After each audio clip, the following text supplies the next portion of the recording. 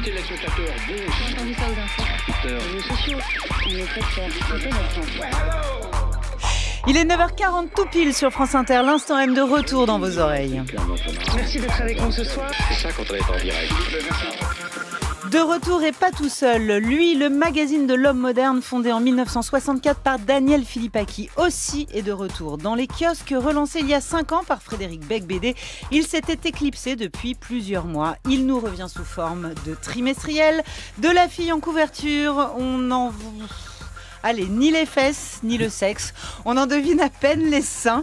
Et si ne pas se déshabiller au premier regard était devenu plus fantasmatique, voire plus transgressif que la nudité banalisée. Reste à savoir ce qui peut encore des gens, des gestes, des mots et des images transgresser quoi dans notre société. Lui peut-il être autre chose qu'un magazine chic et consensuel? Bonjour Frédéric Tadei. Bonjour Sonia. C'est vous, l'homme d'actuel, des nuits blanches et sulfureuses de Paris dernière, des débats d'idées iconoclastes de ce soir ou jamais, qui a été confié le magazine lui, #Instant M. L'Instant M, c'est aussi en vidéo sur franceinter.fr. Alors là, voilà cette télévision du matin dont on parle tant. La télévision du matin, c'est sur Antenne 2. C'est tous les jours, du lundi au vendredi. C'est la télévision de service public, c'est donc quotidien. C'est 2 heures de programme. C'est une tranche d'information et de divertissement. Vous mettez un S à information et un S à divertissement. Ça y est, se sont mis d'accord. William Lémergie fait valoir ses droits à la retraite et il quitte France Télévisions. Sachez qu'en 1985, il était déjà au lancement de Télématin, vous venez de l'entendre. Puis ensuite, il file présenter le 13h et il y revient en 89 pour ne plus en bouger. Lémergie part animer l'émission de midi sur C8, la case qui est aujourd'hui occupée par Daphné Burki. Télématin est la matinale télé la plus regardée de France, alors avec l'éviction de David Pujadas du 20h. France 2, qui est en ce moment plutôt fragilisé, on va dire en termes d'image et d'audience, renouvelle ses visages, mais perd aussi 2 de ses piliers. Et vous, Frédéric Tadei, exit votre émission de France 2 ? Aussi, oui. Exit. Exit. Non, mais, c'est-à-dire que vous l'arrêtez, hier, aujourd'hui, demain, on va dire le débat d'idées sous une autre forme, telle que vous l'aviez inauguré cette année, mais ça veut dire que vous discutez d'autres projets avec France 2 ? Ah oui, sûrement, bien sûr. Oh. Oui, enfin on peut toujours discuter. Ah, on peut toujours discuter. Ça fait du Frédéric Tadei à la rentrée sur France 2 ? Pour l'instant non, mais on peut toujours discuter. Bah discutons. Alors voilà, ce week-end, je voulais vous en dire un mot. Est mort un type fantasque, authentique, habité, généreux, sensible. Moi, je ne le connaissais pas. Il a été mon invité, mais c'est tout. C'est sa caméra qui disait tout cela. Christophe Otzenberger, documentariste très talentueux, avait tourné en 1994 ce film explosif, Didier Schuller à la conquête de Clichy. Il aurait pu creuser le sillon de la politique. Il est passé du côté des petites gens, de la joie, de la misère ordinaire, des films jamais résignés, assez rock'n'roll, perclus d'espoir, d'énergie et d'humanité. Christophe Otzenberger au micro de l'Instant M. Au début, j'avais envie de travailler sur l'imaginaire. Qu'est-ce qu'il y a dans l'imaginaire ouvrier ? Et puis, 2 ou 3 jours de tournage sont passés quand il y a une dame au début du film qui dit « Je suis pas né dans le bon siècle, moi j'aurais aimé vivre dans les années folles avec une petite épicerie. » Et elle s'est mise à raconter son épicerie. Et là, je me suis dit « Mais mon Dieu, le film, il est là. Comment faire parler des gens de leur intime en restant universel et jamais impudique ?» J'avais adoré son dernier film diffusé sur France 2. Il avait acheté une roulotte sur le Bon Coin. Il en avait fait un studio télé. Il avait traversé le nord de la France et il avait confié à tous les prolos, à tous les petites gens, à tous les clodos, les jeunes filles, les mamies qui croisaient. Il avait confié une baguette magique en leur disant de quoi vous rêvez et qu'est-ce que vous pourriez faire si vous l'aviez en main. Voilà le documentariste Christophe Otzenberger qui vient de nous quitter. Alors on discute avec Frédéric Tadei puisqu'il aime discuter et on parle de lui, le magazine de l'homme moderne. Non, je rigole. Vous vous rendez compte à quel point ce mot moderne, moi qui est un mot que j'adore, peut avoir un côté suranné aujourd'hui, comme si plus personne ne savait ce qui est moderne. Ben justement, c'est exactement de ça dont on va parler. Il était très attendu, votre édito, forcément, puisqu'il allait dire l'édito de lui par les yeux des hommes, il allait dire les femmes à travers l'époque, ou bien il allait dire l'époque à travers les femmes, au choix. Je vous lis, Frédéric Tadei. dit, comme tout le monde, ce que j'ai tout de suite aimé chez Emmanuel Macron, c'est sa femme. Oui, c'est vrai. Bien. Donc la figure tutélaire du lui, tel qu'il ressort aujourd'hui en 2017, c'est Brigitte Macron. D'une certaine manière, oui. Je dis dans mon édito que quand lui est né en 1964, la femme, la française la plus célèbre dans le monde, c'était Brigitte Bardot, qui était un personnage révolutionnaire à ce moment-là, et qu'aujourd'hui, en 2017, la femme la plus célèbre dans le monde est une autre Brigitte, qui s'appelle Brigitte Macron, et qui est peut-être encore plus révolutionnaire. C'est ça, parce que toute ma question aujourd'hui, c'est qu'est-ce qui fait la transgression ? Elle est transgressive ? Mais justement, elle ne l'est pas en France, et c'est ça que je trouve absolument merveilleux. Les pays étrangers regardent ce couple avec des yeux étonnés, et en se disant, il n'y a qu'en France. Mais non, justement, c'est Brigitte Macron, oui, c'est l'image de toutes les femmes, à mon avis, mais aussi des femmes françaises, certainement, dans ce qu'elles ont de plus que moi, ce que je préfère, c'est-à-dire une façon de faire de s'en moquer. Voilà, c'est ça. Et je trouve que c'est parfait. Donc, vous n'avez pas cherché la transgression, on va en parler. Vous avez choisi une toute jeune actrice, Anna Girardot. C'est une tradition du magazine de choisir une actrice en couve, il y en a eu beaucoup. Daniel Philippaki, son fondateur. Les filles font n'importe quoi dans les films, n'importe quoi. Prenez une fille comme Dominique Sanda, par exemple. Elle se déshabille 36 fois dans un film. On la voit par en dessous, par au-dessus, mais elle ne veut pas faire une photo pour lui nue. Il y a contre les magazines une espèce de préjugé encore assez étrange. Enfin, Brigitte Bardot, Marlène Jobert n'ont pas eu ce genre de préjugés chez vous. Non, mais ce sont des cas.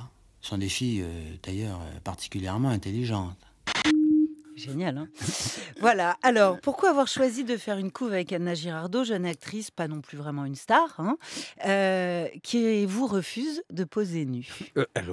Elle le fait à sa manière, si vous voulez. C'est toujours amusant. Poser dans lui, c'est un défi qu'on se lance. Et puis après, au dernier moment, parfois, on se rend compte que le défi est plus important qu'on ne l'avait imaginé. Mais vous publiez une très courte interview, vos échanges de SMS, et puis vous dites que c'est comme si elle se réservait pour une longue et extravagante période de fiançailles, on va dire. Et je me suis demandé s'il n'était pas là, le fantasme aujourd'hui, c'est-à-dire la fille qui ne couche pas le premier soir. Oui, certainement, mais il peut être là, ou la fille qui ne se déshabille pas tout de suite, ou pas entièrement, ou qui se déshabille à sa manière. Alors que dans les années 70, le fantasme, c'était la fille qui allait coucher le premier soir. Non, je crois pas. Je crois que tous les fantasmes sont dans la nature et qu'il n'y a pas de dogme dans ce domaine. Et encore, la photo en couverture avec la petite culotte bleue et le collier qui couvre ses seins, c'est quand même la plus dénudée, parce qu'après elle est photographiée carrément robe de soirée longue, d'un velours très très épais. La nudité, non, vous exagérez. C'est marrant, j'exagère pas du tout. Le regard de la femme sur la femme qui pose dans lui. C'est ça. La nudité, elle est partout, absolument partout, à la portée du moindre clic, évidemment. Même Playboy, qui s'est relancé aux États-Unis, l'a fait avec une très très jeune fille rhabillée, une photo en référence à toute l'esthétique de celle que les jeunes filles postent sur Instagram. Mais il y a d'autres filles très dénudée dans le vif à l'intérieur, du même oui, numéro, mais la couve, elle est quand même très, très symptomatique, très symbolique. Lui, Playboy est revenu en France aussi avec une bunny qui ne montrait rien d'autre que son visage, son minois et ses épaules. Vous, 3 séries de nus en 250 pages. Donc c'est archi voulu, évidemment, puisque vous n'êtes pas comme Philippaki, vous ne jouez pas à cache-cache avec la censure. On n'est plus sous De Gaulle. Non, on n'est plus sous De Gaulle, mais on est... cela dit, est-ce qu'il y avait vraiment de la censure contre lui à l'époque? Ouais. Lui a commencé par être interdit quand même. Ah oui, vraiment interdit? Ouais. Il fallait absolument justifier du tout petit morceau de textile qu'elle pouvait avoir sur les fesses, même s'il fallait que le... Enfin bref, ça a été des chinoiseries. Oui. Et non, aujourd'hui, évidemment, vous jouez avec, à cache-cache avec qu'est-ce qui est transgressif, qu'est-ce qui est sulfureux, qu'est-ce qui est chic, qu'est-ce qui est haut de gamme, qu'est-ce qui est féminin. Qu'est-ce qui ne l'est pas, etc., etc. Et tout ça, évidemment, tisse une toile dans laquelle tout le monde va pouvoir plus ou moins se reconnaître. Tout le monde, c'est ça le problème. Tout le monde. C'est que tout ça devient totalement consensuel. Non, consensuel. Pas ennuyeux, mais consensuel, quoi. Non, vous exagérez tout de suite. Non, j'exagère pas.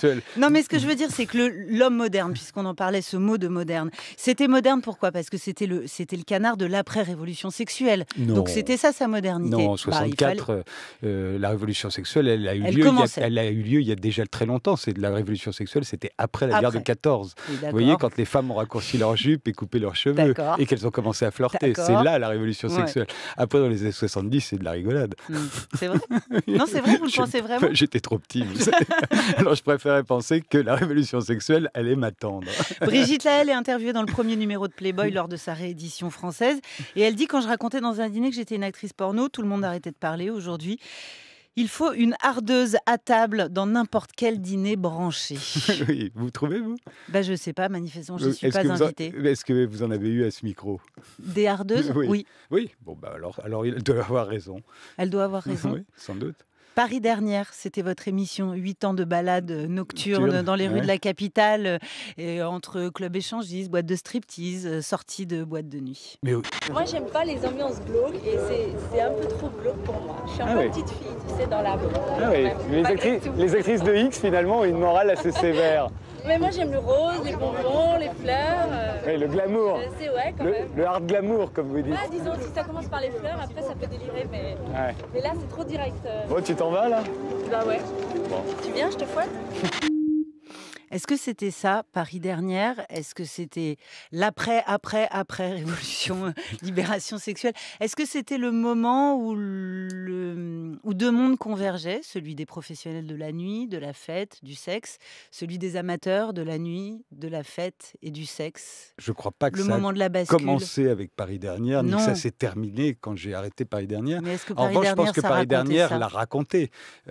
Et avec Paris Dernière, on disposait d'une liberté totale. On pouvait absolument tout montrer. C'était sur le câble et sur le satellite. Il n'y avait pas encore Internet. Donc, les gens qui étaient dans Paris Dernière n'avaient pas peur tout à coup qu'une mémoire éternelle bien sûr, ça comptait, enregistre ça. leurs moindres faits et gestes. Aujourd'hui, quand vous cherchez sur Internet, il y a très très peu d'extraits de Paris Dernière de mon époque. Et je me dis, heureusement, c'est ce qui fait que tout le monde m'en parle tout le temps. C'est parce que les gens en ont gardé une espèce de souvenir comme ça, mais qui ne se matérialisent en rien. S'il y avait tout Paris Dernière disponible sur Internet, ce serait moins bien. Alors vous êtes un octambule notoire. Je peux vous poser une question personnelle. Est-ce que c'est vous, dans votre vie à vous, est-ce que c'est la charge transgressive de la nuit qui vous a attiré quand vous étiez plus jeune? Est-ce que c'est ce que la nuit cachait, qui ne pouvait par exemple pas se faire au grand jour, qui vous attirait comme un papillon? Quand on est enfant, c'est normal. On a l'impression, vos parents vous envoient vous coucher même quand vous n'avez pas sommeil, ce qui vous paraît une injustice grave. Et quand vous vous réveillez pendant la nuit et que vous regardez dehors, vous voyez qu'il y a des lumières allumées et qu'il se passe des tas de trucs. Et vous n'avez qu'une hâte, en tout cas moi je n'avais qu'une hâte, c'était de pouvoir aller voir ce qui se passait. Et moi, la différence de beaucoup d'enfants, enfin en tout cas c'est comme ça qu'on nous montre les enfants, mais je ne suis pas sûr qu'ils soient comme ça en réalité. J'avais pas du tout envie de rester enfant, j'avais envie de devenir adulte. Ça me semblait une libération, et pourtant j'étais bien traité, hein. J'avais à peu près tous les droits qu'un enfant peut avoir. Mais franchement, je me disais, il se passe des tas de trucs. Et si on m'avait dit que je deviendrais directeur de lui, j'aurais trouvé ça tout à fait normal. C'est-à-dire que ça me semblait indu. Ça vous semblait indu. Et pourtant, lui, à l'époque, c'était quand même... Non, mais vraiment, c'était très sage, au contraire de ce que vous avez l'air de croire. Mais non, c'est une vraie question. Eh ben, c'est une vraie question que je vous pose. Est-ce que lui a toujours été très sage? Parce que je trouve que cette question, elle dépasse celle de l'érotisme. Parce que le corps féminin, le sexe, a toujours été l'objet aussi d'une lutte politique, d'une lutte culturelle. Et donc, c'est une vraie question aujourd'hui que ça mette tout le monde d'accord. Ça n'a pas toujours mis tout le monde d'accord. Mais ça ne met toujours pas tout le monde d'accord. Ce qui est amusant, c'est que selon les personnes qui ouvrent ce numéro de lui, certains y voient de la transgression à tel endroit et d'autres à tel autre endroit. Vraiment? Et bien sûr, oui, toujours. Et vous, par exemple, je suis sûr que vous avez vu de la transgression dans l'article qui concerne Vitas Gerulaitis, qui était un célèbre champion de tennis. Complètement fêtard et drogué. Voilà. Et la transgression, vous l'avez vue là. D'autres l'ont pas vu là du tout. Mais c'est vrai que Vitas Gerulaitis, à la lumière de ce que l'on sait aujourd'hui de nos grands professionnels de tennis, on se dit ce type était complètement dingue et très transgressif. Mais à l'époque, tous les joueurs de tennis étaient plus ou moins des Vitas Gerulaitis. Sauf que lui, il ne gagnait pas les tournois comme Parce que moi, je me les suis dit gagnait quand même McEnroe, que Björn vous avez Borg. fait des émissions de télé qui dérangeaient. Ce soir ou jamais, ça a dérangé, ça a bousculé, ça a dérangé. Hier, aujourd'hui, demain aussi. C'est pour ça qu'on l'a mis tard. C'est ça. Non, mais voilà, vous avez entre les mains la culture et le sexe, qui sont quand même deux objets qui peuvent bousculer beaucoup. Et au final, vous faites quelque chose de très chic, de très sobre. De très haut de gamme. Oui, ça, on a très bien compris que vous voulez faire venir les annonceurs à tout prix. Ah non, c'est pas seulement pour ça. C'est pas seulement pour ça, c'est très haut de gamme. Et après, effectivement, la transgression doit se nicher. Vous savez, la transgression affichée, à mon avis, n'est plus de la transgression aujourd'hui. Pour les raisons que vous disiez, parce que tout est permis. Moi, je suis fasciné par la jeune génération qui n'a plus aucun interdit. Vous voyez, ils ont l'âge de mon fils. Ils n'ont aucun interdit. Et je trouve ça formidable. Mais est-ce que pour autant, pour eux, il n'y a pas de transgression ? Moi, je crois que la transgression, il y en a tout le temps.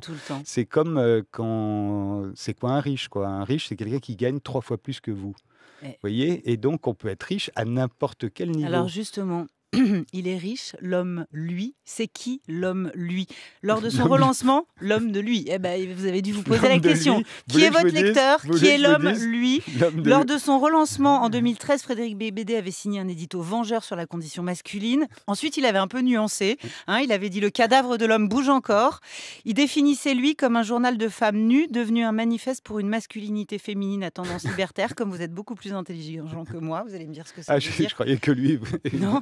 Peur. Peut-être, je sais pas. Je sais pas ce que voulait dire Frédéric Beigbeder à l'époque. J'ai jamais pensé la même chose que lui sur lui. Est-ce que je peux vous dire que l'homme lui aujourd'hui, pour moitié, c'est une femme. Vraiment ? Oui, c'est une femme qui écrit le journal ou c'est une femme qui l'achète ? Alors, il y a des femmes qui l'écrivent, mais ce sont les femmes qui le lisent, en tout cas. Et évidemment, moi, ma première idée, c'est de penser à la femme qui lit lui. Ça ne veut pas dire que je ne pense pas à l'homme, mais je pense qu'ils ils sont beaucoup plus proches l'un de l'autre qu'on ne le croit. Ils se ressemblent bien davantage.